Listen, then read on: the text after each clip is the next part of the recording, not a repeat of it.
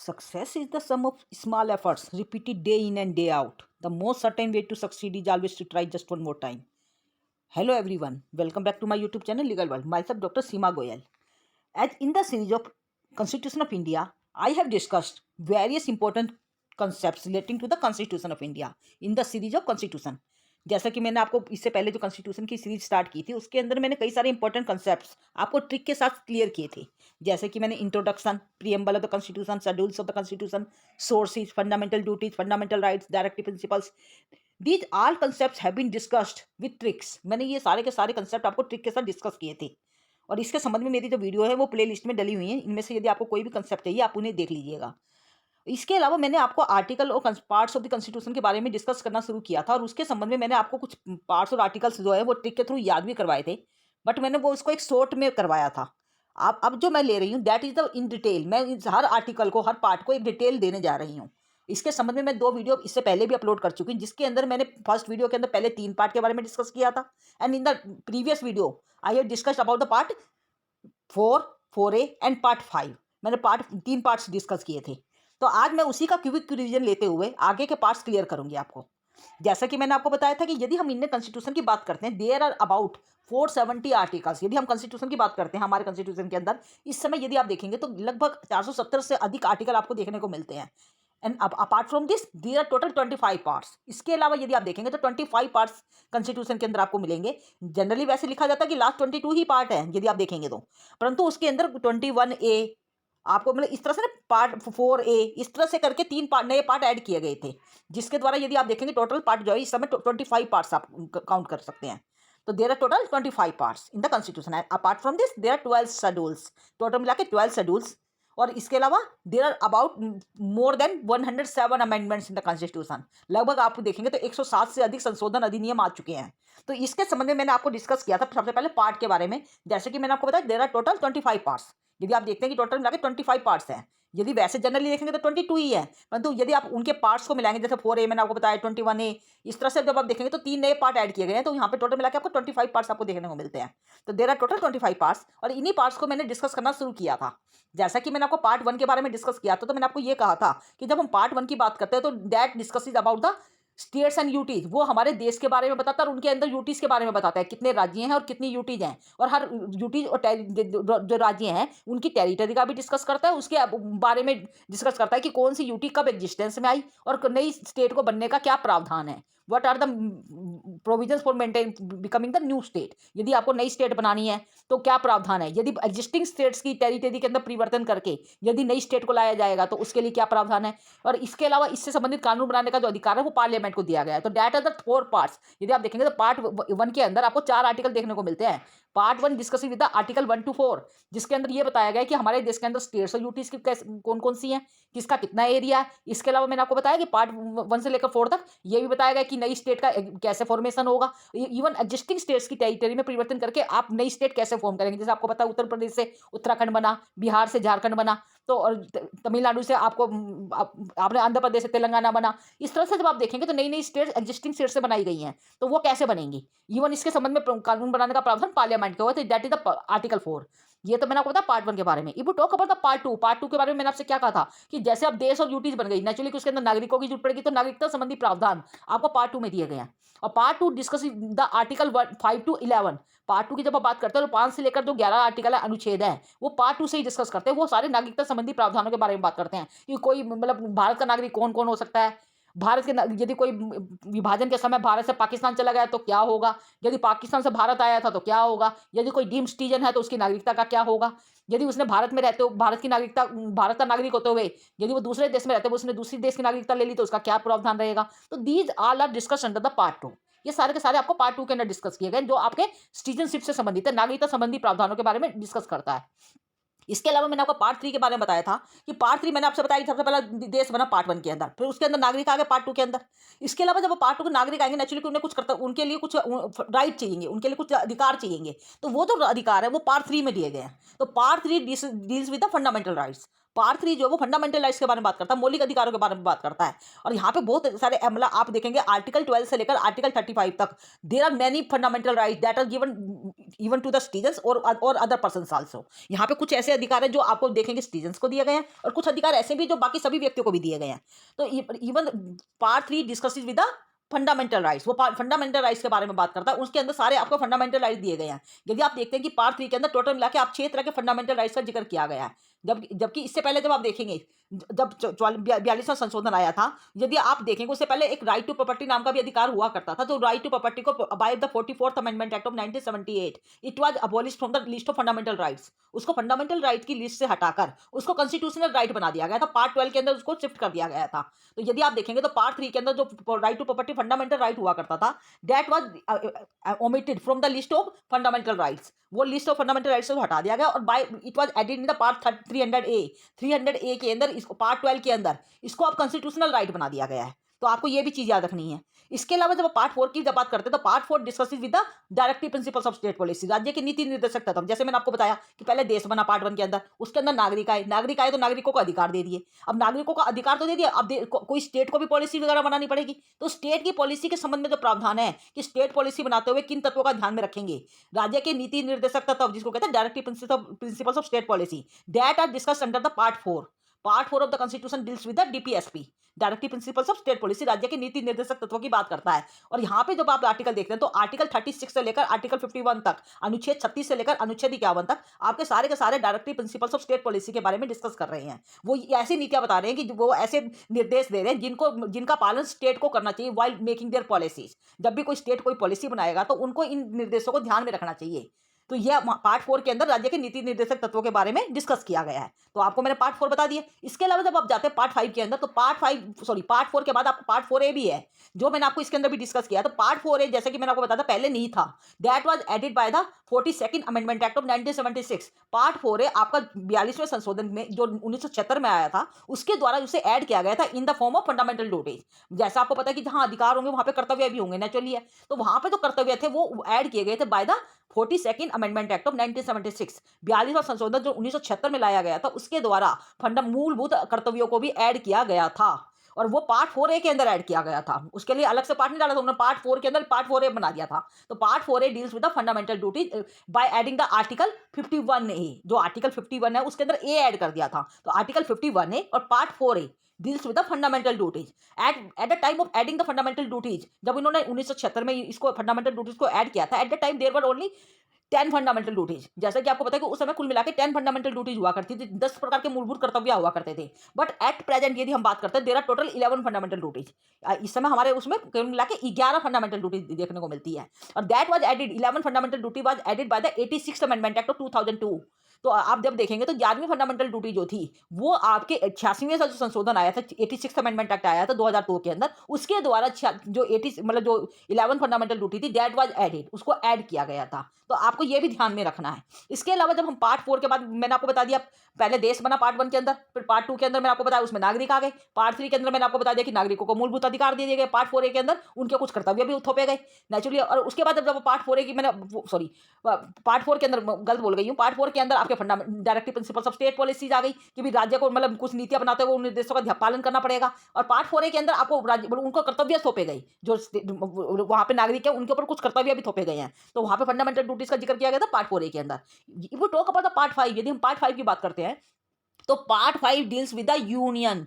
Union मतलब centre के साथ डील करता है, वो पूरे देश का जिक्र करता है कि पूरे देश के लिए क्या क्या अथॉरिटीज कार्य करेंगी। जैसा कि आपको पता है कि पूरे देश की जब हम बात करते हैं तो यहाँ पे प्रेसिडेंट होता है, वाइस प्रेसिडेंट होता है, काउंसिल ऑफ मिनिस्टर होती है, आपको ये सारे कंट्रोलर एंड ऑडिटर जनरल होता है, CAG होता है। तो these all are discussed under the part 5।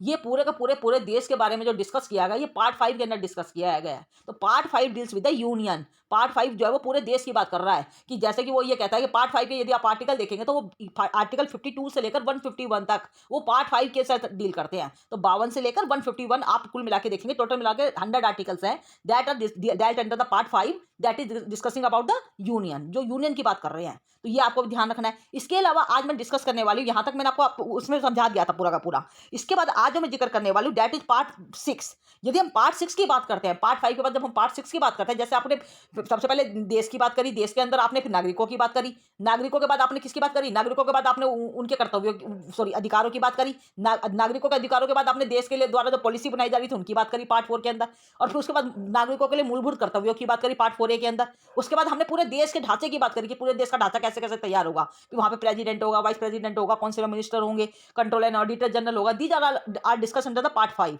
उसके बाद जब हम पार्ट 6 की बात करते हैं, नेचुरली पूरे देश की तो बात आपने कर ली। अब आपको पता है कि देश के अंदर राज्य भी कार्य कर रहे हैं, तो राज्यों के अंदर अलग अलग सरकारें कार्य कर रही है, तो इसका मतलब हमें स्टेट के बारे में भी डिस्कस करना पड़ेगा। तो पार्ट जो 6 है, छठा जो भाग है, वो आपके स्टेट के बारे में बात करता है कि स्टेट के अंदर कौन कौन सी अथॉरिटीज कार्य करेंगी, उनके बारे में डिस्कस किया गया है। If you talk about the part 6 that is dealt with the state, वो स्टेट्स की बात करता है। यदि आप स्टेट्स की बात करते हैं तो उसके संबंध में यदि आप आर्टिकल देखेंगे तो यहाँ पे आपको 153 से स्टार्ट होंगे, आपने क्योंकि उसमें पढ़े थे। तो पार्ट 5 की जब आप बात करते हैं तो पार्ट 5 जो है उसके अंदर आपके 152 से आर्टिकल स्टार्ट होते हुए 237 तक जाएंगे। तो 152 से लेकर 237 तक जो आर्टिकल है वो आपके पार्ट 6 के अंदर डील करते हैं। और पार्ट 6 जो है मैंने आपको बताया वो स्टेट्स की बात करता है। स्टेट्स मतलब राज्यों की बात करता है कि राज्यों के ढांचा कैसे कैसे कार्य करेगा। राज्यों के अंदर जैसे आपको बताया था मैंने अभी देश के लिए, अब जब मैंने बताया कि वहां पे आपका क्या था, प्रेसिडेंट था, वाइस प्रेसिडेंट था, काउंसिल ऑफ मिनिस्टर थी, तो प्रधानमंत्री हुआ करता था। तो दीज वो पूरे देश के लिए था नेचुरली, कि जैसे आपके देश के लिए प्रेसिडेंट है नेचुरली, कि तो वहां पर राज्यों के लिए आपका क्या होगा, आपको पता है कि गवर्नर वगैरह होंगे। तो यहाँ पे जब पार्ट 5 की आप 6 की बात करते हैं तो वहां पर आपको बताया गया है कि देश का ढांचा कैसे कैसे तैयार होगा। मतलब वहां पे गवर्नर होगा, गवर्नर के अलावा आप देखेंगे प्राइम मिनिस्टर की जगह यहाँ पर चीफ मिनिस्टर होगा।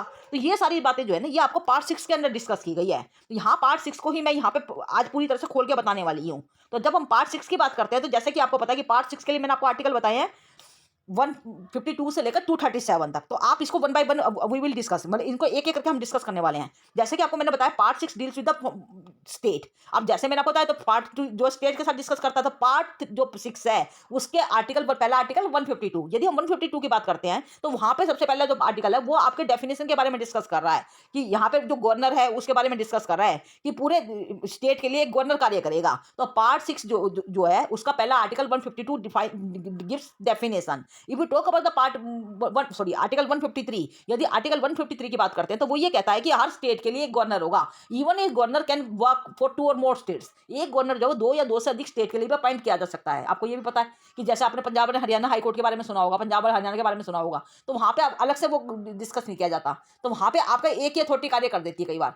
तो कहने का मतलब एक ही गवर्नर 2 या 2 से अधिक स्टेट के लिए एक गवर्नर भी अपॉइंट किया जा सकता है, आप ये देखेंगे।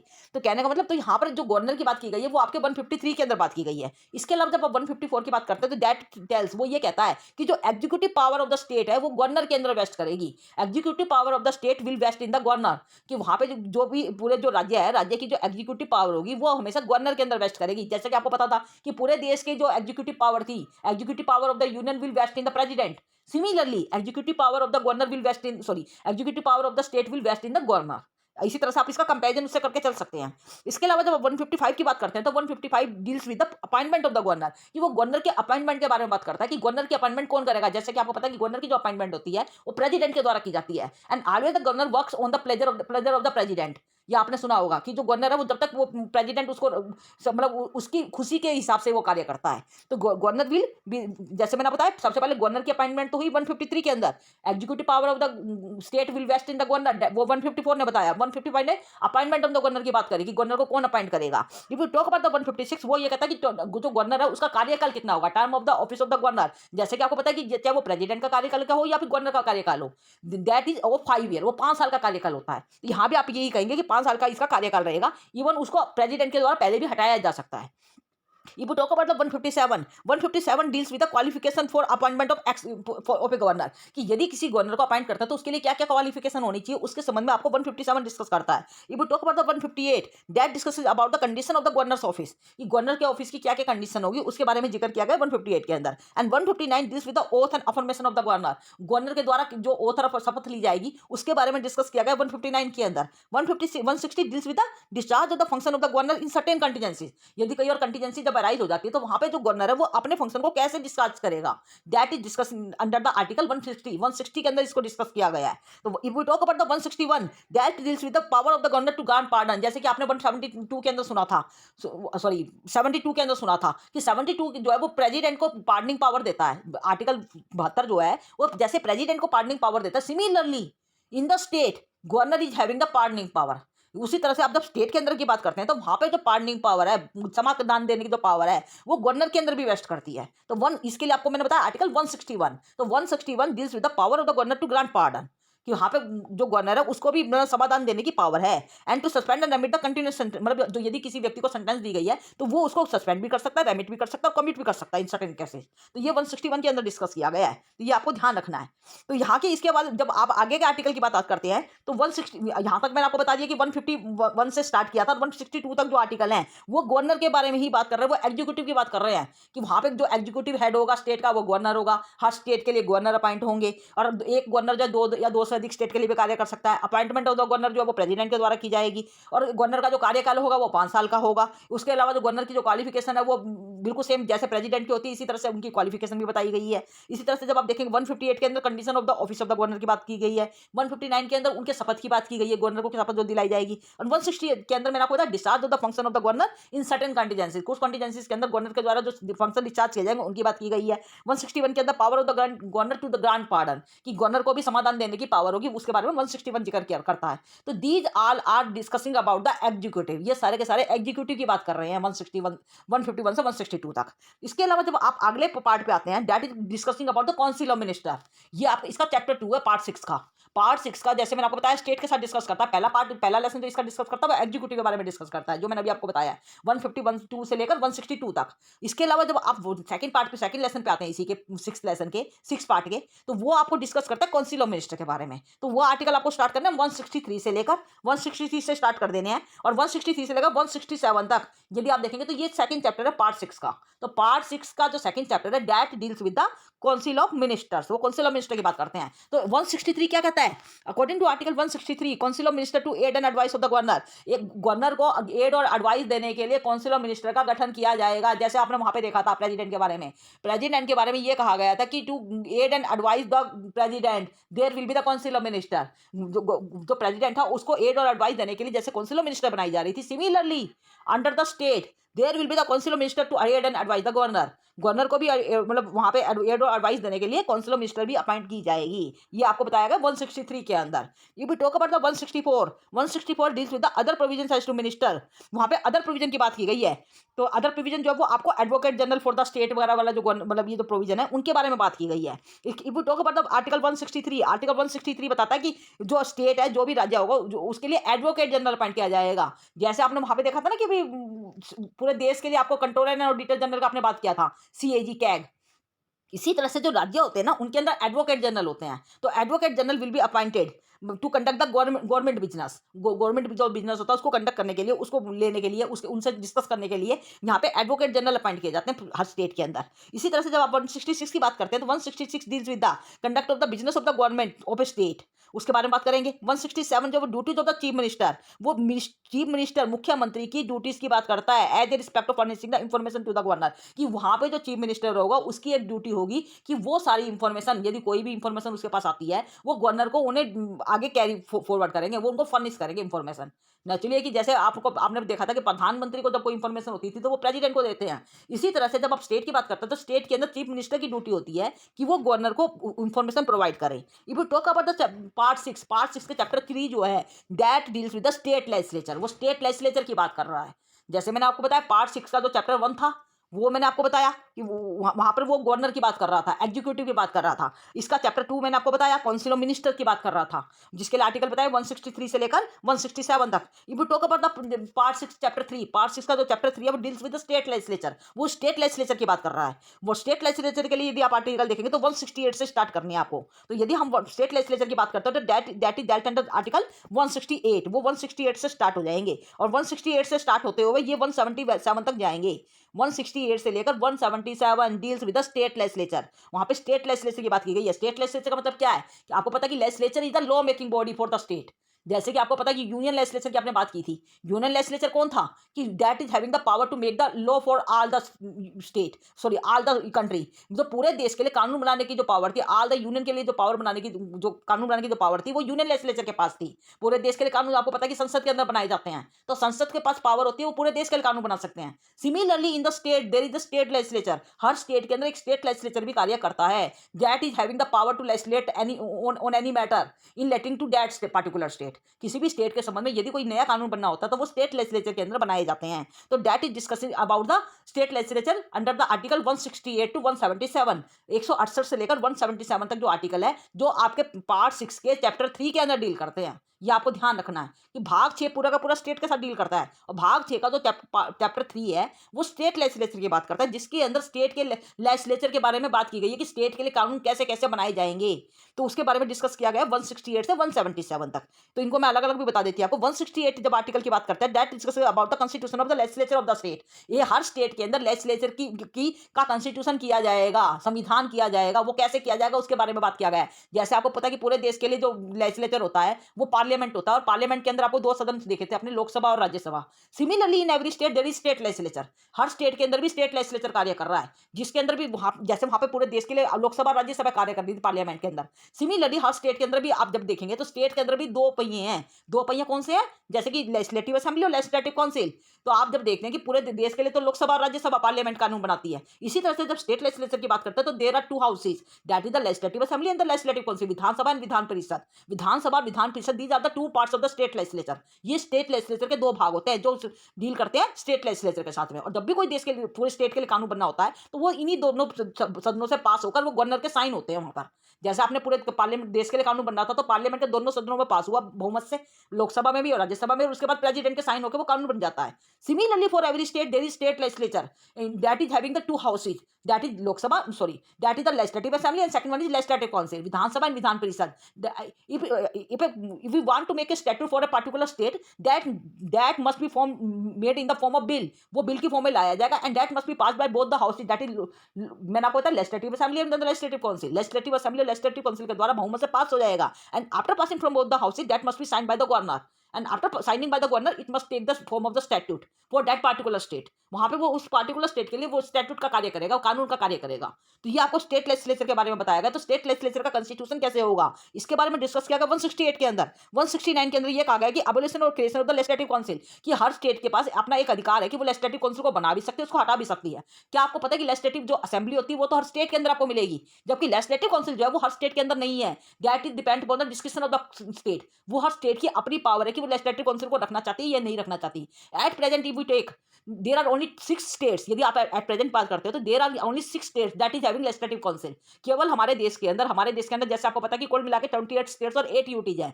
तो 28 स्टेट्स के अंदर से आप देखेंगे तो 28 स्टेट्स, जितनी भी स्टेट्स हैं उन सबके अंदर लेजिस्लेटिव असेंबली तो है, परंतु legislative council is working only in the 6 states. Legislative council जो है वो केवल 6 स्टेट के अंदर कार्य कर रही है। क्या आप जानते हैं कि वो स्टेट कौन सी है?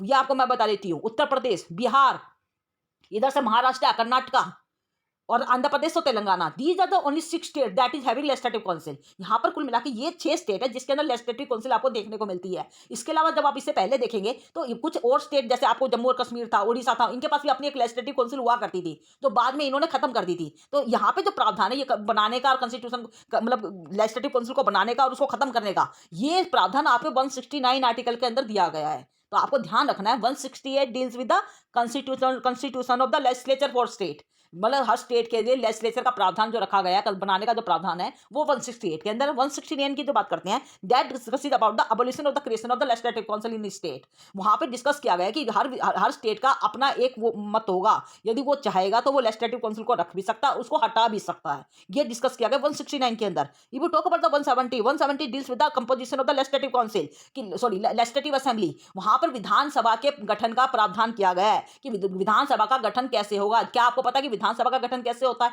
जैसे कि आपको पता है कि लोकसभा के अंदर लोगों द्वारा चुने गए प्रतिनिधि कार्य करते हैं, सिमिलरली विधानसभा के अंदर भी लोगों द्वारा चुने गए प्रतिनिधि ही कार्य करते हैं। All the members of the legislative assembly are elected by the people, मतलब वहां पे लोगों के द्वारा ही चुने जाते हैं वो प्रतिनिधि, जैसे कि लोकसभा के अंदर चुने जाते हैं। ये आपको ध्यान रखना है। तो यहाँ पे आप कहेंगे कि composition of the legislative assembly discussed under the article 170। तो आर्टिकल जो 170 है वो ये डिस्कस करता है कि हर स्टेट के अंदर जो लेजिस्लेटिव असेंबली है उसका कंपोजिशन कैसे होगा, उसका गठन कैसे होगा। 171 की जब हम बात करते हैं तो 171 deals with the composition of legislative council. जैसे आपको बताया कि 168 मतलब लेजिस्लेचर ऑफ द स्टेट के गठन की बात कर रहा है। 169 लेजिस्लेटिव काउंसिल को बनाने और उसको हटाने की बात कर रहा है। 170 लेजिस्लेटिव असेंबली के कंपोजिशन की बात कर रहा है। 171 लेजिस्लेटिव काउंसिल के कंपोजिशन की बात करता है। If we talk about the 172 that deals with the duration of the state legislature. वो ये कहता है कि स्टेट लेजिस्लेचर का कितना कार्यकाल होगा, ड्यूरेशन कितना होगा, उसके बारे में डिस्कस करता है। आपको पता है कि जैसे लोकसभा का कार्यकाल 5 साल का होता है, आपको पता है कि प्रधानमंत्री जो बनते हैं वो 5 साल के लिए बनते हैं। सिमिलरली जो स्टेट लेजिस्लेचर होता है, लेजिस्लेटिव असेंबली होती है, उसका गठन भी 5 साल के लिए होता है। और 5 साल के अंदर आपने देखा होगा इलेक्शन होते हैं उनके लिए, चीफ मिनिस्टर के लिए भी। तो सिमिलरली आप जब स्टेट लेजिस्लेचर के कार्यकाल की बात करते हैं, ड्यूरेशन की बात करते हैं, तो वो आपके 171 के अंदर बताए गए हैं। 173 deals with the qualification of the members of the state legislature. वो ये कहता है कि जो स्टेट लेजिस्लेचर है, विधानसभा है, उसके मेंबर बनने के लिए आपकी क्या क्वालिफिकेशन होनी चाहिए, उसके क्वालिफिकेशन के बारे में बात करता है। If we talk about the 174 deals with the sessions of the state legislature, prorogation and dissolution of the कि जो स्टेट लेजिस्लेचर है, जो विधानसभा है, उसका सेशन कैसे कैसे कार्य करेंगे, उसका प्रोरोगेशन कैसे होगा, उसका डिसोल्यूशन कैसे होगा। क्या आपको पता है कि जो स्टेट लेजिस्लेचर होता है इसको समय से पहले भी डिसॉल्व किया जा सकता है, जैसे कि लोकसभा को डिसॉल्व किया जा सकता है। Similarly state legislative assembly can also be dissolve before the duration of 5 year. आपको पता है कि वैसे तो इसका 5 साल का कार्यकाल है, परंतु इसको 5 साल से पहले भी इसको घटाया जा सकता है, इसको डिसॉल्व किया जा सकता है।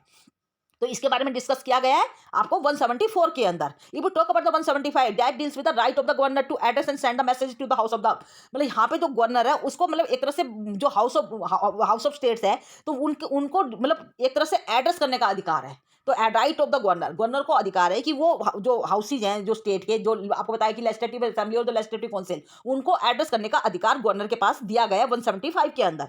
इसके अलावा जब आप 176 की बात करते हैं that deals with special address bye the governor, कि गवर्नर यदि चाहे तो स्पेशल एड्रेस भी दे सकता है लेजिस्लेचर के अंदर, उसको स्पेशली एड्रेस कर सकता है। 171 deals with the rights of the minister and advocate general as respect to the houses. 171 deals करता है मिनिस्टर्स के अधिकारों की, जो राज्य के मंत्री होंगे, लेजिस्लेचर के मंत्री होंगे, उनके अधिकारों की बात करता है। क्या आप जानते हैं कि लेजिस्लेचर, जो स्टेट लेजिस्लेचर होते हैं, इनके मेंबर को क्या कहते हैं? आपने सुना होगा कि जो पार्लियामेंट के जो मेंबर होते हैं उनको एमपीज के नाम से जाना जाता है, member of the parliament. Similarly the member of the legislative assembly are known as MLAs, चाहे वो लेजिस्लेटिव असेंबली के मेंबर हो या फिर वो लेजिस्लेटिव काउंसिल के मेंबर हो, चाहे वो विधानसभा के मेंबर हो या फिर विधान परिषद के मेंबर हो, इनको एमएलए के नाम से जाना जाता है, means member of legislative assembly. तो यहाँ पर जो मेंबर ऑफ लेजिस्लेटिव असेंबली होते हैं उनके अधिकारों की बात की गई है 177 के अंदर। इसके अलावा एडवोकेट जनरल के संबंध में जो कुछ भी प्रावधान दिए गए 177 के अंदर। If we talk about the next chapter that is dealt with the officers of the state legislature, कि यहाँ पे जो स्टेट लेजिस्लेचर है, जो जैसे लेजिस्लेटिव असेंबली और लेजिस्लेटिव काउंसिल, ये स्टेट लेजिस्लेचर का गठन कर रहे हैं, तो इनके ऑफिसर्स की बात की गई है आपको 178 से। तो दैट इज द 178 जो है वो स्पीकर और डिप्टी स्पीकर की बात करता है, कि लेजिस्लेटिव जो असेंबली होती है उनके अंदर स्पीकर और डिप्टी स्पीकर रहेंगे। क्या आपको पता है कि जैसे आपको लोकसभा के अंदर आपने देखा था कि लोकसभा का जो सभापति होता है, जो स्पीकर हेड होता है, जो चेयरमैन होता है, वो स्पीकर होता है, और स्पीकर के अलावा एक डिप्टी स्पीकर भी कार्य करता है लोकसभा के अंदर। Similarly in every state legislature, मतलब लेजिस्लेटिव असेंबली, हर लेजिस्लेटिव असेंबली के अंदर आपको स्पीकर और डिप्टी स्पीकर होने का प्रावधान रखा गया है, कि हर स्टेट लेजिस्लेचर के लिए एक स्पीकर होगा, दूसरा डिप्यूटी स्पीकर होगा। If we talk about the 179 deals with the vacations and resignation of the removal from the office of the speaker and deputy speaker, कि यहाँ पे जो स्पीकर और डिप्टी स्पीकर है इनके रेजिग्नेशन की बात कर रहा है, उनके वैकेशन की बात कर रहा है कि उनकी सीट खाली हो जाए तो क्या होगा, उसके संबंध में जो प्रावधान किए गए वो 179 के अंदर की गए हैं। 180 deals with the power of the deputy speaker और other person to perform the duties of the office of the speaker, कि यहाँ पे मान के चलो स्पीकर नहीं आया, किसी वजह से वो एब्सेंट है, तो उनके स्थान पर डिप्टी स्पीकर जो है वो कार्य करेंगे, उनकी ड्यूटीज को निभाएंगे। और यदि डिप्टी स्पीकर भी कार्य नहीं है, बाई चांस उनकी सीट वैकेंट है, तो उनकी जगह कौन कार्य करेगा, इसके संबंध में प्रावधान किए गए 180 के अंदर। तो 180 deals with the power of the deputy speaker, वो power of the deputy speaker की बात कर रहे हैं कि यदि स्टेट स्पीकर का जो ऑफिस कार्य मतलब खाली है, वो किसी वजह से ज्वाइन नहीं कर पाए हैं, तो नेचुरली तो उनकी जगह जो कार्य करेंगे that duty must be perform by the deputy speaker, वहां पे डिप्टी स्पीकर उनकी जगह कार्य करेंगे। If we talk about the article 181, यदि हम 181 की बात करते हैं, the speaker of the deputy speaker no to preside while resolution for his removal from his office under consideration. उन्होंने ये कहा है कि 181 के अंदर ये कहा गया है कि यदि स्पीकर या डिप्टी स्पीकर कि भी वहाँ पर यदि उनके रिमूवल की बात चल रही है, उनका रिमूवल जब उसके लिए रिजोल्यूशन चलाया जा रहा है, तो ऐसी स्थिति में दे विल नॉट प्रिजाइड, वो उस मतलब वो अपने स्थान पे कार्य नहीं करेंगे यदि उनके लिए उनको हटाने के लिए कोई रिजोल्यूशन लाया गया है। ये that resolution is under consideration, यदि वो कंसिडरेशन में चल रहा है, they will not preside their office, वो उस ऑफिस में कार्य नहीं बैठेंगे। तो ये 181 के अंदर प्रावधान किया गया। 182 deals with the chairman and deputy chairman. जैसे कि आपको मैंने बताया था लोकसभा के अंदर स्पीकर और डिप्टी स्पीकर होते हैं, सिमिलरली लेजिस्लेटिव असेंबली के अंदर भी स्पीकर और डिप्टी स्पीकर होते हैं। सिमिलर जैसे कि मैंने आपको बताया राज्यसभा के अंदर आपने सुना होगा चेयरमैन और डिप्टी चेयरमैन होते हैं, और राज्यसभा का उपसभापति कौन होता है आपको पता होगा, उपराष्ट्रपति होता है। राज्यसभा का सभापति जो होता है वो उपराष्ट्रपति होता है, वाइस प्रेसिडेंट होता है। सिमिलरली यदि आप देखेंगे तो जो आपका जो लेजिस्लेटिव काउंसिल होती है, विधान परिषद होती है, इसका जो हेड होता है वो चेयरमैन होता है, और चेयरमैन के अलावा एक डिप्टी चेयरमैन भी वहां पे होता है, कि मान के चलो चेयरमैन ऑफिस में कई बार नहीं आ पाया तो उनकी जगह डिप्टी चेयरमैन भी अपॉइंट किया जाता है। If you talk about the article 183, यदि हम 183 की बात करते हैं तो वो vacation and resignation of the removal of the office chairman deputy chairman, वो ये कहते हैं कि यहाँ पे जो चेयरमैन या जो डिप्टी चेयरमैन है उनके वैकेशन या रेजिग्नेशन या रिमूवल के संबंध में प्रावधान किए गए हैं, कि उनको कैसे हटाया जा सकता है, वो कैसे किसको रिजाइन देंगे, इसके संबंध में प्रावधान दिए गए हैं 183 के अंदर। If we talk about the 184, that will the power of the deputy chairman और अदर पर्सन, वहाँ पे power of the deputy chairman की बात की गई है कि चेयरमैन और जो डिप्टी चेयरमैन मतलब जिनकी तो पावर है वो क्या होगी कि वो अपने ऑफिस में रहते हुए मतलब यदि बाई चांस चेयरमैन नहीं आ पाए तो वो डिप्टी चेयरमैन उनके ऑफिस के अंदर ड्यूटी निभा सकते हैं, चेयरमैन के रूप में रहेंगे। तो यहाँ पे संबंध किया गया 184 के अंदर। इसी तरह से जब आप देखेंगे कि 185 जो है वो चेयरमैन और डिप्टी चेयरमैन के संबंध में ही वो बताया गया है। तो यहाँ पे ये जितने भी प्रावधान आप देख रहे हैं, यहाँ से मैंने जो स्टार्ट किए थे 178 से लेकर 185 तक जितने भी हैं ये स्पीकर और डिप्टी स्पीकर या फिर चेयरमैन और डिप्टी चेयरमैन के प्रावधानों की बात कर रहे हैं, ये आपको ध्यान रखना है। If you talk about the next section that is article 186 deals with the salary and allowances of the speaker and deputy speaker, chairman and deputy chairman, वहां पे स्पीकर और डिप्टी स्पीकर का वेतन और चेयरमैन और डिप्टी चेयरमैन का वेतन की बात की गई है, मतलब स्पीकर और डिप्टी स्पीकर का कितना कितना वेतन होगा, इसी तरह से चेयरमैन और डिप्टी चेयरमैन का क्या वेतन होगा, that is dealt under the article 186। If you talk about the article 187 secretariat of the state legislature, वो secretariat of the state legislature की बात करता है। तो ये पूरा का पूरा जो मैंने आपको बताया ये पूरा का पूरा चेयरमैन और डिप्टी चेयरमैन, स्पीकर और डिप्टी स्पीकर की बात कर रहे थे सारे के सारे। तो यहाँ पे जो नेक्स्ट चैप्टर है इसी का जो आपका पार्ट 6 चल रहा है, तो पार्ट 6 का जो नेक्स्ट चैप्टर है that deal with the conduct of the business. यहाँ पे आपको देखेंगे तो ये सारे के सारे जो है ये पूरे के पूरे secretariat of the state legislature की बात करेंगे। तो 187 से आपके सारे के सारे कहीं ना कहीं इसके संबंध में ही बात कर रहे हैं। तो यहाँ पे 187 deals with the secretariat of the state legislature to conduct the business. 188 deals with the oath and affirmation by the members, कि जो ये इसके जो मेंबर होंगे लोकसभा के राज्यसभा के, जो इनके मेंबर को कैसे कैसे ओथ दिलवाई जाएगी, शपथ कैसे दिलवाई जाएगी, इसके संबंध में प्रावधान दिए गए 188 के अंदर। 189 deals with the voting in houses, power of the houses to act notwithstanding the vacancies and the quorum. आपको पता है कि जब यहाँ पे वोटिंग जो कि आप जब देखते हैं कि हाउसेज जो ये जो भी हाउसेज है लोकसभा के राज्यसभा के, कौन कौन से बताया मैंने, विधानसभा और विधान परिषद, ये तो दोनों हाउसेज है, इनके वोटिंग के संबंध में पावर बात की गई है, पावर की बात की गई है इनकी। तो और यहाँ पे जो वैकेंसी हो जाती है तो उनको कैसे भरा जाएगा और इनका कोरम कैसे पूरा होगा, इसके संबंध में 189 के अंदर प्रावधान दिए गए हैं। If we talk about the disqualification of the members, that is dealt under article 1 and 190, वो 190 से स्टार्ट हो जाते हैं। तो 190 deals with the vacation of the seat, यदि सीट खाली हो जाती है उनकी तो वो क्या होगा उनकी जगह। 191 deals with the disqualification of membership, वो ये कहता है कि मेंबर की डिस्क्वालिफिकेशन क्या रहेगी, वो डिस्क्वालीफाई कब माना जाएगा। And 192 deals with the decision on question, वहाँ पे डिसीजन ऑन द क्वेश्चन की बात की गई, यदि कोई क्वेश्चन इनके सामने यदि ऐसा आता है कि जो इंपॉर्टेंस का है तो उसके संबंध में क्या प्रावधान होंगे। तो these are dealt under the disqualification of the members, यहाँ पे मेंबर्स के उसकी बात की गई है। 193 deals with the penalty for sitting and voting before making the oath and affirmation under the article 188। यहाँ पे 188 के अंदर जो मैंने अभी आपको बताया था कि यहाँ पे 188 के अंदर जो शपथ दिलवाई जाती है इन्हीं मेंबर्स को, उनके संबंध में ये बात की गई है। 193 के अंदर ये कहता है कि penalty for sitting and voting, यहाँ पे जो वहाँ पे जब वो बैठेंगे मेंबर आकर या वोटिंग करेंगे उनकी पेनल्टी के संबंध में बात की गई है, उन पर कब पेनल्टी इंपोज की जा सकती है, and when not to qualify और डिस्क्वालीफाई, और वो मेंबर कब क्वालिफाई होंगे और कब डिस्क्वालीफाई होंगे, इसके संबंध में 193 के अंदर बात की गई है। If you talk about the powers privileges immunities of the state legislature, इसके संबंध में पावर्स की भी बात की गई है, उनको स्पेशल प्रावधान दिए गए, कुछ विशेषाधिकार दिए गए, प्रिविलेज दिए गए हैं, उनको क्या इम्यूनिटीज दी गई है स्टेट लेजिस्लेचर के मेंबर्स को। These are dealt under the 193, ये सारे के सारे 193 से डील करते हैं। तो यदि आप 194 की बात करते हैं तो 194 deals with the power privileges of the house of the legislature and the members of the committees. तो यहाँ पे जितने भी 194 के जो 194 जो आर्टिकल है उसके अंदर हाउसेज ऑफ द मेंबर्स जो मतलब सॉरी राज्यसभा के जो राज्य विधानसभा के जो मेंबर हैं उसके संबंध में बात की गई है कि वहाँ पे विधान परिषद और विधानसभा के अंदर जो मेंबर है उनकी क्या क्या पावर होंगी, क्या प्रिविलेज, उनको क्या विशेषाधिकार दिए जाएंगे और उनके संबंध में मतलब कौन कौन सी कमेटियां बनाई जाएंगी। तो ये संबंध में बात की गई 194 के अंदर। 195 deals with the salary and allowances of the member. यहाँ पे लेजिस्लेटिव असेंबली के जो मेंबर होते हैं, लेजिस्लेटिव प्रोविंस के जो मेंबर होते हैं, उनके सैलरी एवं अलाउंसेस के संबंध में बात की गई 195 के अंदर। इसके लिए 195 डील करता है। 196 deal with the provision as to introduce the passing of the bills. यहाँ पे जो स्टेट लेजिस्लेचर होगा उसके अंदर कैसे बिल लाया जाएगा, उसको कैसे पास करवाया जाएगा, उसके लिए स्पेशल मेजॉरिटी की जरूरत होगी, कैसे जरूरत होगी, that is dealt under the article 196। 197 deals with the restriction of the power of the legislative council as to the bills other than the money bills. यहाँ पे ये कहा गया कि जो लेजिस्लेटिव काउंसिल है वो मनी बिल्स को छोड़ के बाकी बिल्स मतलब क्या कहते हैं रिस्ट्रिक्शन ऑफ द पावर, कि वहां पे उन्हीं बाकी सभी बिलों को इसको पास करना पड़ेगा। जो लेजिस्लेटिव काउंसिल है वो बाकी बिलों को नहीं रोक सकता यदि मनी बिल को छोड़ के। तो restriction of the power of the legislative council as to the other than the money bills. यहाँ पे कहा ना कि बाकी बिल्स को मतलब मनी बिल्स को छोड़ के मतलब वहां पे उसको रिस्ट्रिक्शन की पावर है लेजिस्लेटिव काउंसिल के पास। 198 deals with the special procedure in respect of money bills. जैसे कि आपने वहां पे लोकसभा के अंदर देखा होगा जो मनी बिल्स होते हैं पूरे देश के लिए, जब मनी बिल्स की बात होती है तो वो केवल आपके लोकसभा में पेश किए जाते हैं और उसके लिए प्रेसिडेंट की पहली कंसेंट लेनी जरूरी होती है। Similarly for money bills in the state, यदि मनी बिल स्टेट की बात करते हैं तो वहां पे भी स्पेशल प्रोसीजर अपनाया जाता है और वो 198 के अंदर बताया गया है। तो 198 deals with the special procedure in respect of money bills. आपने वहां पे देखा होगा कि मनी बिल की जो बात की गई थी वो 110 के अंदर की गई थी। यहाँ पे आपकी मनी बिल की जो बात की गई वो 198 के अंदर की गई है। तो मनी बिल के संबंध में क्या स्पेशल प्रावधान होंगे, that is dealt under article 198। If we talk about the 199 defines the money bill। वो मनी बिल की परिभाषा के बारे में बताता है कि मनी बिल की परिभाषा क्या होगी और आपको बताया कि वहां पे मनी बिल की जो परिभाषा थी वो 110 के अंदर बताई गई थी। तो इसी तरह से आप देखेंगे तो ये सारे के सारे आर्टिकल आपको बात कर रहे हैं मतलब बिल्स के संबंध में कि बिल्स को कैसे पेश किया जाएगा, कैसे पास करवाया जाएगा। तो ये 199 तक वही आर्टिकल है। और यदि हम मनी बिल के अलावा बाकी जो बिल्स की बात करते हैं, यदि वो फाइनेंशियल मैटर्स वगैरह हैं तो उनके संबंध में क्या प्रोसीजर अपनाया जाएगा, that is dealt under article 202। तो वो 202 के अंदर बताया गया है। 202 deals with the annual financial budget.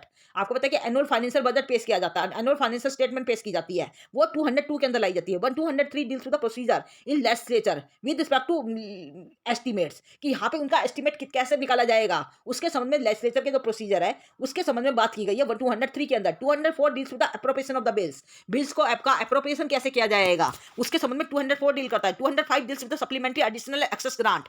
ये भी talk about the article 206 that will the votes on account, votes of credit and exceptional grants. तो इसके संबंध में बात की गई 206 के अंदर। 207 deals with special provisions as to financial bills. जो फाइनेंशियल बिल्स होते हैं उनके संबंध में स्पेशल जो प्रोविजन अपनाए जाते हैं उसके संबंध में 207 डील करता है। इसके अलावा जब आप देखेंगे 208 deals with the rules of procedure. 209 deals with the rules by law or procedure in respect of legislature of the state in relation to financial bills। जो फाइनेंशियल बिल लाए जाएंगे उसके संबंध में क्या प्रोसीजर अपनाया जाएगा, कैसे उन बिल्स को पास करवाया जाएगा, इसके संबंध में 209 बताता है। 210 deals with the language to be used in the legislature, कि हमारा जो स्टेट लेजिस्लेचर होगा उसके अंदर कौन सी लैंग्वेज यूज की जाएगी, कैसे यूज की जाएगी, इसके संबंध में 211 डील कर रहा है। तो ये सारे के सारे प्रोविजन कहीं ना कहीं लेजिस्लेचर से संबंधित हैं। इसके अलावा जब आप नेक्स्ट लास्ट इसके उस पर आते हैं, लास्ट चैप्टर पे आते हैं पार्ट 6 के। पार्ट 6 का जो चैप्टर 6 है वो डील करता है आपके हाई कोर्ट्स वगैरह के संबंध में। तो high court of the state, जैसे आपको पता था कि पूरे देश के लिए जो हाईएस्ट कोर्ट होती है that is the supreme court, वो आपका कहां पे था, आपने देखा था पार्ट 5 का लास्ट चैप्टर 124 से लेकर 214 तक। वो आपका किससे डील कर रहा था, सुप्रीम कोर्ट से डील कर रहा था। आप ध्यान रखना है 124 से लेकर 214 तक जो आर्टिकल थे वो आपके कहीं ना कहीं सुप्रीम कोर्ट के बारे में बात कर रहे थे। If we talk about the sorry मैं क्या गलत बोल गई हूँ, 124 से लेकर 147 तक, वो 124 से लेकर 147 तक जो सेक्शन थे वो सुप्रीम कोर्ट के बारे में बात कर रहे थे। उसके अलावा जब आप देखेंगे हाई कोर्ट की यदि हम जिक्र करते हैं तो हाई कोर्ट के लिए आपके आर्टिकल स्टार्ट होते हैं 214 से, 214 से लेकर स्टार्ट करने हैं और 237 तक जितने भी सेक्शन हैं ये सारे के सारे आपके हाई कोर्ट की बात करेंगे। वो आपके हाई कोर्ट नहीं सॉरी पूरी मतलब जुडिशरी की बात करेंगे, सबऑर्डिनेट जुडिशरी की बात करेंगे। उसके अंदर हाई कोर्ट भी शामिल है, डिस्ट्रिक्ट कोर्ट्स वगैरह भी शामिल है, मतलब जुडिशरी और हायर जुडिशरी दोनों शामिल हैं।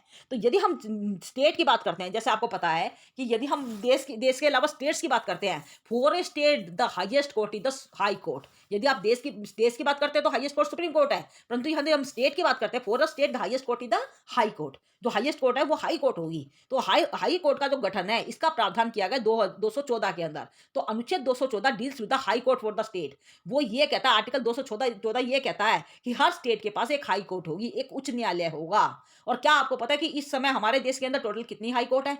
इसका आंसर मैं आपको दे देती हूँ। इस समय at present there are total 25 high courts. India के अंदर यदि आप देखेंगे तो टोटल मिलाकर टोटल मिला के 25 हाई कोर्ट्स हैं, जो आपके 28 स्टेट्स और 8 यूटीज के लिए कार्य कर रही हैं। तो आपको ये ध्यान रखना है, टोटल मिला के 25 हाई कोर्ट्स हैं, जो 28 स्टेट्स और 8 यूटीज के लिए कार्य कर रही है।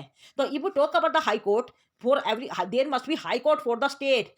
ये प्रावधान किया गया 214 के अंदर, पहले आर्टिकल के अंदर। 215 की यदि हम बात करते हैं तो ये कहा गया है कि जो हाई कोर्ट होगी that will be the court of record. हर हाई कोर्ट एक कोर्ट ऑफ रिकॉर्ड होगी। This means that is the responsibility of every high court to keep the record, to maintain the record, to maintain the register.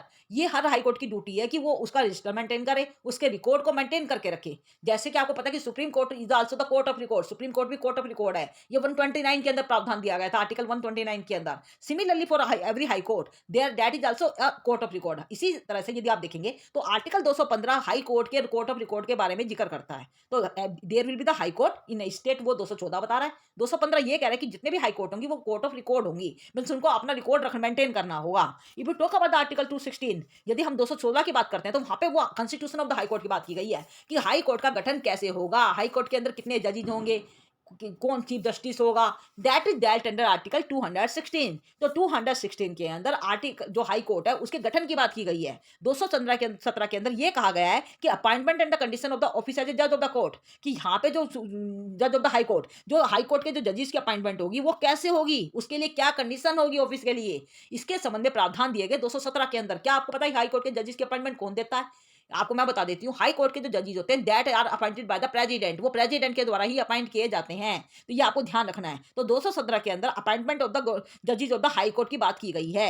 218 deals with the application of certain provisions relating to the supreme court and high court. यहाँ पे 218 के अंदर ये कहा गया है कि जो सुप्रीम कोर्ट या जो हाई कोर्ट है, कुछ ऐसे प्रोविजन दिए गए हैं कि application of certain provisions relating to the supreme court to the high court, कि यहाँ पे कुछ प्रोविजन दिए गए हैं जो उच्चतम न्यायालय द्वारा हाई कोर्ट को दिए जा सकते हैं। कुछ उसके प्रावधानों के बारे में बात की गई है। If we talk about the article 219 deals with the oath and affirmation by the judges of the high court। जो हाई कोर्ट के जजेस को अपॉइंटमेंट की जाएगी उनको क्या ओथ और अफर्मेशन कैसे दिलवाई जाएगी, और उसके संबंध में प्रावधान दिए गए 219 के अंदर। 220 deals with the 220 deals with the restriction on the practice after being a permanent जज। यदि आप किसी हाई कोर्ट के अंदर परमानेंट जज के रूप में अपॉइंट हो जाते हैं तो आप दूसरी जगह पर प्रैक्टिस नहीं कर सकते, आपकी कोई प्राइवेट प्रैक्टिस नहीं कर पाएंगे। तो वो प्रावधान दिया गया 220 के अंदर। If we talk about the article 221, वो हाई कोर्ट के जजेस की सैलरी की बात करता है 221। 222 ये कहता है कि एक हाई कोर्ट का जो जज है वो दूसरे हाई कोर्ट के अंदर ट्रांसफर किया जा सकता है। 222 कहता है कि ट्रांसफर ऑफ द जज from one high court to the another, एक हाई कोर्ट के जज को दूसरे हाई कोर्ट के अंदर ट्रांसफर किया जा सकता है। 222 कह रहा है ये। 223 ये कहता है कि appointment of the acting chief justice को भी अपॉइंट किया जा सकता है, इसके बारे में प्रावधान देता है 223। 224 deals with the appointment of the additional and acting जजेस। एडिशनल या जो एक्टिंग जजेस है उनकी भी अपॉइंटमेंट की जा सकती है हाई कोर्ट के अंदर यदि काम बढ़न ज्यादा है। तो ऐसी स्थिति में यह प्रावधान दिया गया 224 के अंदर। 225 ये कहता है कि अपॉइंटमेंट ऑफ द रिटायर्ड जजेस at the sitting of high court, यहाँ पे जो सिटिंग हाई कोर्ट होती है उनके जो रिटायर्ड जजेस होते हैं उनको भी अपॉइंट किया जा सकता है। वो यहाँ पे ये 224 से प्रावधान करता है इसके बारे में। और 225 जो है वो jurisdiction of the high court की बात कर रहा है कि एग्जिस्टिंग हाई कोर्ट का जूरिडिक्शन जो क्षेत्राधिकार है वो क्या कैसे कैसे डिसाइड किया जाएगा, इसके संबंध में 225 के अंदर प्रावधान दिए गए हैं। जैसे हम 226 की बात करते हैं तो ये 226 जो है ये ओमिटेड हो चुका है, इसको हटा चुके हैं। 227 जो है वो ये कहता है कि power of the superintendence over all high courts are called by the high court, कि यहाँ पे जो हाई कोर्ट होगी that will be the higher court for every state. जैसे कि आपको पता है कि सुप्रीम कोर्ट जो थी, supreme court is the higher court for every country. पूरे देश के लिए जो हायर कोर्ट है वो सुप्रीम कोर्ट थी, और वहां पे सुप्रीम कोर्ट के जो आदेश थे उनका पालन निचली अदालतों को करना था। नेचुरली कि सुप्रीम कोर्ट के जो वर्डिक्ट्स हैं या जजमेंट्स हैं they will act as an president, वो प्रेसिडेंट के रूप में कार्य कर रहे थे, केस लॉज के रूप में कार्य कर रहे थे। Similarly for every high court that is the article 227 ये कहता है कि power of the superintendence over all high courts bye the high court. तो यहाँ पे कह रहे हैं कि जो हाई कोर्ट होगी वो उन सभी निचली अदालतों के ऊपर अपना सुपरिटेंडेंस रखेगी, उनके ऊपर अपना आधिपत्य रखेगी। इसके संबंध में 227 प्रावधान देता है। 228 ये कहता है कि transfer of certain cases to high court, कि कुछ ऐसे केसेस यदि हाई कोर्ट को लगता है कि हाँ ये ट्रांसफर होने चाहिए हमारे हाई कोर्ट के अंदर, नेचुरली वो केसेस ट्रांसफर हो किए जा सकते हैं। 228 के अंदर ये प्रावधान दिए गए हैं। यदि 228 की बात करते हैं तो इसको ओमिट किया जा चुका है, इसको हटाया जा चुका है। 229 जो है वो officers of the servants of the expensive of the high court, वो ये कहता है कि जितने भी ऑफिसर्स हैं या सर्वेंट्स हैं हाई कोर्ट्स के, उनका मतलब उसका खर्चा कहाँ से पूरा होगा। क्या आप जानते हैं कि जो सुप्रीम कोर्ट के जो जजेस थे उनका कंसोलिडेटेड फंड ऑफ इंडिया के वो किया जाता है। इसी तरह से जब आप देखेंगे तो हाई कोर्ट के जो जजेस होते हैं या जो ऑफिसर्स होते हैं या सर्वेंट्स होते हैं, उनकी सैलरी या भत्ते कहाँ से दिए जाते हैं, इसके संबंध में प्रावधान दिया गया 229 के अंदर। 230 deals with the extension of the jurisdiction of the high court to the union territory. यहाँ पे ये कहा गया है कि जो हाई कोर्ट होगी उसका जो क्षेत्राधिकार होगा वो यूनियन टेरिटरी तक भी एक्सटेंड किया जा सकता है, उसको वहां तक भी बढ़ाया जा सकता है। That is that under article 230। तो 230 के अंदर यह प्रावधान दिया गया है कि जो हाई कोर्ट है, जो उच्च न्यायालय है, उनका क्षेत्राधिकार यूनियन टेरिटरी को भी बढ़ाया जा सकता है, उसको भी एक्सटेंड किया जा सकता है। 231 ये कहता है कि establishment of the common high court for 2 और मोर स्टेट्स। मैंने आपको बताया कि 2 या 2 से अधिक स्टेट के लिए कॉमन हाई कोर्ट एस्टेब्लिश की जा सकती है। और आप भी जानते हो कि यहाँ पे हमारे इस समय 28 स्टेट्स और 8 यूटीज हैं, और इसके अंदर टोटल मिला के 25 हाई कोर्ट्स है। तो इसका मतलब यह कि 2 या 2 से अधिक स्टेट के लिए एक कॉमन हाई कोर्ट भी कार्य कर रही है। जैसे कि आपको पता है कि पंजाब और हरियाणा के लिए पंजाब और हरियाणा हाई कोर्ट कार्य करती है। इसी तरह से केरला का भी जुरिडिक्शन देखोगे तो उसका भी जुरिडिक्शन कई हाई कोर्ट्स के साथ में जाता है, एक हाई उनके लिए भी एक हाई कोर्ट है। तो इस तरह से आप देखेंगे तो देयर आर 2 और more states where only 1 high court is working for that all the areas. तो ये आपको ध्यान रखना है 231 तक। तो इसके अलावा जब हम 232 से बात करते हैं, 222 से बात करते हैं, तो यहाँ पे आपके सबऑर्डिनेट कोर्ट की बात करेगा। तो आपको ध्यान रखना है कि 214 से मैंने स्टार्ट किए थे, और 214 से स्टार्ट करते हुए मैंने आपको 231 तक जो आर्टिकल बताए हैं ये सारे के सारे हाई कोर्ट से रिलेटेड हैं। तो ये आपको ध्यान रखना है। तो 214 से लेकर 231 तक वो हाई कोर्ट से संबंधित है, और जब 232 के बाद आप आते हैं तो 232 पे आते हैं, तो ये सबऑर्डिनेट कोर्ट की बात करते हैं। तो 232 deals with the subordinate court. तो यहाँ पे आपको पता है कि ये जो 232 आर्टिकल है ये 7th अमेंडमेंट एक्ट के द्वारा इसको हटाया जा चुका है, ओमिट किया जा चुका है। 233 deals with the appointment of the district जजेस। 233 डिस्ट्रिक्ट जजेस के अपॉइंटमेंट की बात करता है, जिला न्यायाधीशों के अपॉइंटमेंट की बात करता है, नियुक्ति की बात करता है।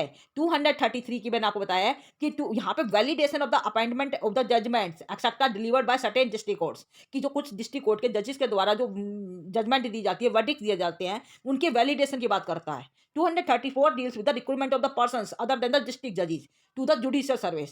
यहाँ पे ये कह रहे हैं कि जो डिस्ट्रिक्ट जजेस होते हैं उनके अलावा बाकी जो जुडिशियल सर्विस वाले जो मेंबर होते हैं उनको भी रिक्रूटमेंट दिया जा सकता है, उनको भी अपॉइंट किया जा सकता है। 234 के अंदर प्रावधान दिया गया है। 235 की यदि बात करते हैं तो वो क्या बात करता है, control over the subordinate courts, कि जो सबऑर्डिनेट कोर्ट्स होते हैं, मतलब वहां पे जो उनका कंट्रोल कैसे होगा, उनका नियंत्रण कैसे स्थापित किया जाएगा, उसके संबंध में 235 है। 236 जो है वो इंटरप्रिटेशन से संबंधित है। तो यहाँ पे मैंने आपको सारे के सारे आर्टिकल बताए, ये सारे के सारे पूरे के पूरे यदि आप देखेंगे तो ये पूरा का पूरा जो था ये संबंधित था आपका स्टेट से। तो दो स्टेट के संबंध में मैंने आपको क्या बताया था कि स्टेट के जो आर्टिकल होते हैं वो 152 से स्टार्ट हो जाते हैं, और 152 से स्टार्ट होते हुए 237 तक जाते हैं। तो ये आपको ध्यान रखने हैं। तो 237 तक यदि आप देखेंगे 152 से 237 तक कुल मिला के 6 लेसन इसके अंदर मैंने आपको बताए हैं, 6 लेसन आए हैं टोटल मिला के, 6 लेसन डिस्कस किए गए हैं। और लास्ट लेसन जो मैंने आपको बताया वो सबऑर्डिनेट कोर्ट से संबंधित है। और इससे पहले जो मैंने आपको आर्टिकल वो बताया था, तो यहाँ पे आपको ध्यान रखना है कि 6 लेसन आए हैं आपको टोटल मिला के, और 5वां लेसन आपका हाई कोर्ट से संबंधित था, ये मैंने जो यहाँ पे आपको मैं दिखा रही हूँ इसके। तो there were total 6 chapters in the part 6। ध्यान रखना है, पार्ट 5 आपका यूनियन से संबंधित था, पूरे देश की बात कर रहा था। सिमिलरली पार्ट 6 आपका स्टेट के बारे में बात कर रहा है कि वहां पे स्टेट के अंदर क्या क्या प्रावधान होंगे। स्टेट के अंदर गवर्नर कार्य करेगा, कैसे कार्य करेगा, स्पीकर होगा, वहां पे स्टेट का लेजिस्लेचर कार्य करेगा, वहां पे विधानसभा होगी, विधान परिषद होगी, विधान परिषद का गठन कैसे होगा, विधानसभा का गठन कैसे होगा, everything is discuss under the part 6 that is dealt with the state. वो स्टेट के साथ डील करता है, और इसके लिए आर्टिकल मैंने आपको बताया 152 से लेकर 237 तक, और टोटल मिला के 6 चैप्टर में इसको आपको डिवाइड करना है। और लास्ट के जो 2 चैप्टर है वो जुडिशरी से संबंधित है। मैंने आपको बताया 5वां लेसन जो है वो हाई कोर्ट से संबंधित है, और 6ठा लेसन जो है वो आपका सबऑर्डिनेट कोर्ट से संबंधित है, जो 232 से स्टार्ट होता है और 237 तक जाता है। तो ये आपको ध्यान रखना है, एक छोटा सा ओवरव्यू। मैं समझती हूँ कि यदि आप इतना थोड़ा सा ट्रिक से याद रखेंगे ना तो आपको वो भूलेंगे नहीं। तो यहाँ मैंने आपको टोटल मिला के आपको 6 पार्ट बता दिया है। पहला पार्ट पूरे देश के बारे में बात कर रहा था, स्टेट और यूटीज की बात कर रहा था। पार्ट 2 आपका सिटीजनशिप की बात कर रहा था, नागरिकता संबंधी प्रावधानों की बात कर रहा था। पार्ट 3 आपका फंडामेंटल राइट दे रहा था, देश आया, देश के बाद नागरिक आए, नागरिक के बाद नागरिकों के अधिकार आए। फिर पार्ट जो 4 था वो आपके डायरेक्टिव प्रिंसिपल्स की बात कर रहा था, राज्य के मतलब राज्य आया तो उसको नीति कैसे बनाएगी वो अपने उन राज्यों के लिए। फिर वो आपके पार्ट 4 के अंदर उनको ड्यूटीज दे दी, अधिकार थे, कर्तव्य तो थे नहीं, कर्तव्य भी होने चाहिए, पार्ट 4 के अंदर दे दिए। पार्ट 5 के अंदर मैंने आपको बताया पूरे देश की बात की गई कि पूरे देश के लिए कौन कौन अथॉरिटीज कार्य करेंगी, जैसे प्रेसिडेंट होगा, वाइस प्रेसिडेंट होगा, स्पीकर होगा लोकसभा का, डिप्टी स्पीकर होगा, मतलब ये सारे के सारे काउंसिल ऑफ मिनिस्टर होगी, प्राइम मिनिस्टर होगा, ये सारे के सारे डिस्कस किए गए थे पार्ट 5 के अंदर। और पार्ट 5 के अंदर टोटल मेरे 5 चैप्टर थे। इसी तरह से पार्ट 6 की बात करते हैं तो मैंने पार्ट 6 के अंदर स्टेट की बात करी है, और स्टेट के अंदर मैंने आपको बताया टोटल मिला के 6 चैप्टर मैंने आपको बताया इसके अंदर। तो that was all over the article 1 to 6 मैंने सॉरी पार्ट 1 टू 6, ये पार्ट 1 टू 6 मैंने आपको आज मैंने पूरे कंप्लीट कर दिए हैं। आर्टिकल 1 से स्टार्ट करते हुए आर्टिकल 237 तक। अगले वीडियो में मैं आपके नेक्स्ट पार्ट से स्टार्ट करूंगी। यदि हम पार्ट 7 की बात करते हैं, दैट हैज बीन ओमिटेड। आपको पता है कि पार्ट 7 जो 238 आर्टिकल से डील करता था, उसको हटा दिया गया है, वो अब नहीं है। तो अगले वीडियो के अंदर मैं आपको पार्ट 8 से डिस्कस करने वाली हूँ। तो आप इसको अच्छे से सुन लीजिएगा। If you have any doubt then you must put down in the comment section. यदि आपको फिर भी कोई डाउट है तो आप अपने कमेंट सेक्शन में पुट कर दीजिएगा, उनको डाल दीजिएगा, जिससे मैं देख लूंगी। यदि कोई कमी होती है तो मैं उसे दूर कर दूंगी। And don't forget to like share and subscribe this channel for the further update. Thank you.